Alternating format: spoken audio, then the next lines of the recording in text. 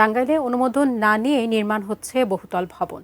এসব ভবন নির্মাণে মানছে না কোনো নিয়ম নীতি। অপরিকল্পিত নগরীতে পরিণত হচ্ছে টাঙ্গাইল শহর।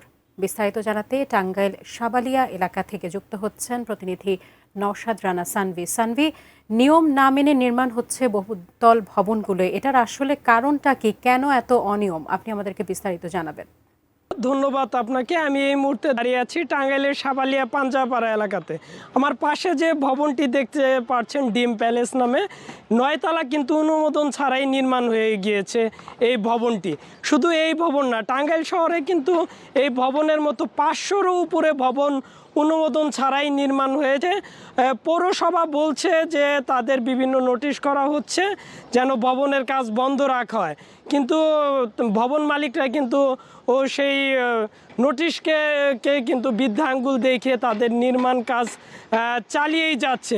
স্থানীয়রা বলছে পৌরসভার সাথে গোপনে সমন্বয় করেই কিন্তু এসব ভবন নির্মাণ হচ্ছে। এ কারণেই পৌরসভা এখন পর্যন্ত কোনো ভবনের বিরুদ্ধে ব্যবস্থা নেয়নি।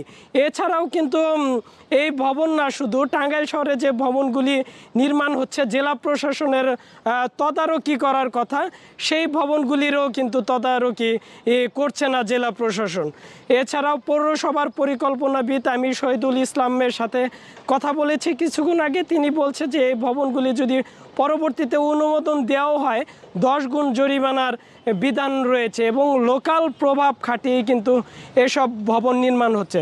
স্থানীয়রা বলছে টাঙ্গাইল শহর কিন্তু ভূমিকম্প ঝুঁকিতে, কারণ মধুপুর অঞ্চলে টাঙ্গাইলের একটি বিশাল ফাটল রয়েছে, যেটি ভূমিকম্প হলে কিন্তু মধুপুরে টাঙ্গাইল শহর, ঢাকা এবং ময়মনসিংহ কিন্তু সব থেকে বেশি ক্ষতিগ্রস্ত হবে। আর এই শহরেই, শুধু টাঙ্গাইল পৌর শহরেই 500-র উপরে অনুমোদন ছাড়াই ভবন নির্মাণ হচ্ছে।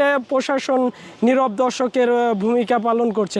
আরেকটি কথা জানিয়ে রাখতে চাই, একটি ভবনে কিন্তু 9 থেকে 15 তলা একটি ভবনে কিন্তু 40 থেকে কিন্তু 250 ফ্ল্যাট হয়ে থাকে।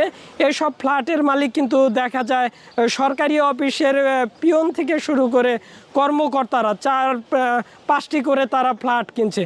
কালো টাকাও কিন্তু এভাবে সাদা করার চেষ্টা করছে এসব ফ্ল্যাটের মাধ্যমে। টাঙ্গাইল থেকে এই ছিল সাজিয়া আমার কাছে সর্বশেষ।